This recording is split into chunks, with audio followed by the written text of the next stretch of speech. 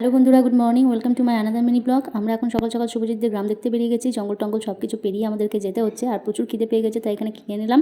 তারপর আমরা আবার বেরিয়ে গেলাম, কিন্তু এখানে যাওয়াটা অতটাও কিন্তু সহজ নয়। প্রচুর পাহাড়ের ওপরে বাড়ি, একদম শেষ প্রান্তে। আর ওনাদের যে কষ্টটা হয় সেটা হচ্ছে, ওনাদের যদি ডেলিভারিও হয় তাহলেও কিন্তু ওনাদেরকে ওই খাটিয়া করে নিয়ে যেতে হয়। হসপিটালের সাথে কোনো কানেকশানই নেই ওনাদের। যদি নিয়ে যেতে পারেন তাহলে যান, আর যদি নিয়ে যেতে না পারেন তাহলে কিন্তু বাড়িতেই বাচ্চা হয়।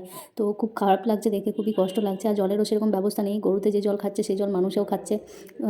মাটি থেকে চুঁয়ে চুঁয়ে যে জল আসে, সেটা একটা কুয়োর মতো জায়গাতে ওনারা জলটাকে স্টক করে রেখেছেন, সেখান থেকে জল আসছে। একদিকে জলের এত অসুবিধা, আর একদিকে পায়খানা বাথরুমও নেই, ওনাদের মাঠে পায়খানা করতে যেতে হয়। আজকে ওদের মিটিং ছিল, সেই জন্য আমরা এই দিদিদের বাড়িতেই খাওয়া দাওয়া করলাম। তো বেশ ভালো লাগলো, প্রথমবার এরকম জায়গাতে খাওয়া দাওয়া করলাম। বেশ ভালোই লাগলো। তবে খাওয়ার টাইমটা একটু লেট হয়ে গেছিলো, কারণ 3:30 প্রায় 4:45 সেরকম সময় আমরা খাওয়া দাওয়া করলাম। তো খুব ভালো লাগছে, আমার জায়গাটা কিন্তু ভীষণ ভালো লাগছে। ফাঁকা, একদম পাহাড়ের ওপরে বাড়ি, খুব সুন্দর। আমার খুব ভালো লাগছে জায়গাটা। আর সত্যি কথা বলতে কি, এই যে ফিল্ডে আসে না যারা, তারাই কিন্তু এই কষ্টটা বাড়িতে বসে অন্য কেউ অনুভব করতে পারবে না। যারা ফিল্ডে আসে তারাই কিন্তু অনুভব করতে পারবে, এটা সত্যি কথা। যেমন আমি কোনোদিন আসিনি, বা আমার শোনাও আসেনি। তো আমরা এলাম বলে আজকে বুঝতে পারলাম যে ফিল্ডে আসা কতটা কষ্টের কাজ। এই যে দেখছো, এই জলটা, এই একটা পাইপ লাগানো আছে, এই পাইপটা দিয়ে জলটা আসছে, একটা কুয়োর মধ্যে স্টক করে রেখেছেন, সেখান থেকে জলটা আসছে। যে জল গরুতে খাচ্ছেন সেই জল মানুষেও খাচ্ছেন। এই যে পাহাড়গুলো দেখছো, আমরা আছি উঁচু পাহাড়ে।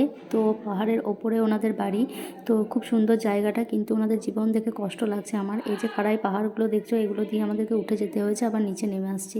তো চলো, আজকের মতো টাটা সবাইকে।